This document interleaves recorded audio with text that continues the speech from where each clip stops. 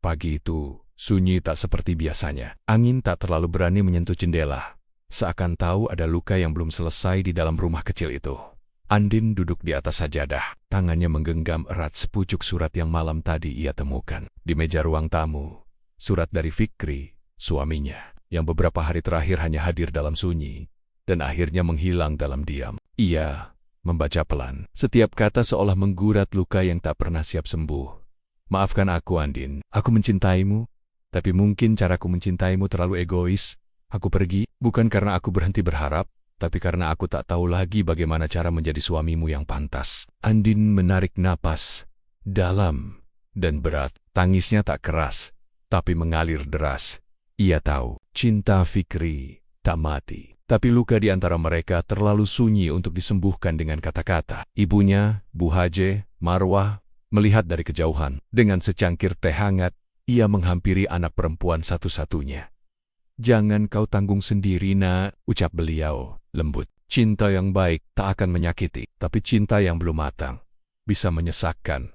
Andin memeluk ibunya, pelukan yang tak panjang, tapi cukup untuk memberi ruang bernapas. Ibu, kalau Fikri memang tak kembali, apa aku salah kalau masih mencintainya dalam doa? Sang ibu tersenyum kecil, menatap wajah putrinya yang penuh luka tapi tetap bertahan. Tidak, Andin, karena cinta yang kamu letakkan di ujung sejadah tidak akan sia-sia. Di Tempat Lane, Fikri duduk di dalam masjid kecil, hanya ditemani cahaya lampu redup dan sajadah lusuh yang telah basah oleh air matanya.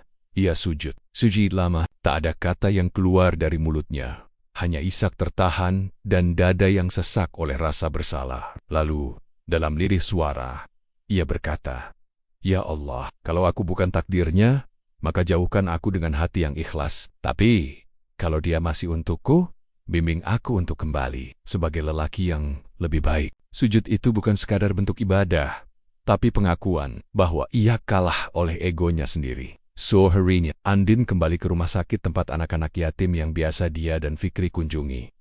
Salah satu anak kecil menyambutnya sambil memegang buku gambar. "Kak Andin, Kak Fikri mana?" Dia janji mau datang bawain buku cerita baru. Andin tersenyum, tapi senyumnya berat, penuh luka. Ia mengelus kepala anak itu pelan dan menjawab, "Kak Fikri sedang cari jalannya dulu, sayang.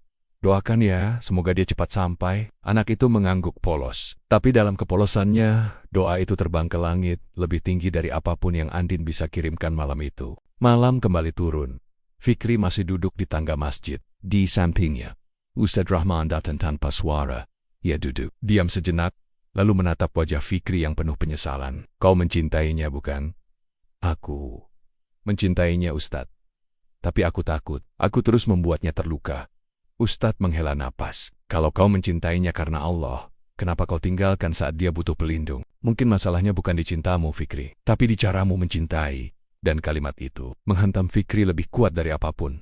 Untuk pertama kalinya, ia merasa dia tidak harus sempurna, tapi ia harus pulang. Pagi berikutnya, Andin berdiri di taman rumah, menyiram bunga. Langit pagi cerah, tapi hatinya masih suram. Tiba-tiba, suara langkah perlahan menghampiri dari belakang. Ia menoleh, dan di sana berdiri seseorang yang ia pikir takkan kembali secepat ini. Fikri, dengan raut wajah penuh penyesalan dan mata yang tak sanggup menatap langsung. "Aku pulang, Andin, kalau aku masih diizinkan." Andin menatapnya lama, senyum kecil muncul di wajahnya.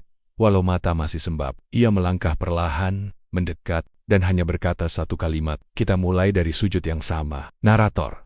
Cinta tidak selalu tentang memiliki, tidak juga tentang bertahan, tapi tentang berserah, tentang meletakkan segala rasa di ujung sejadah, dan percaya bahwa Tuhan sedang menulis akhir yang lebih indah dari yang kita bayangkan. Dan di hari itu, Fikri dan Andin tahu, mereka tak perlu saling sempurna, mereka hanya perlu saling menguatkan, dalam sujud, dalam sabar, dalam yang mereka titipkan pada Yang Maha Cinta.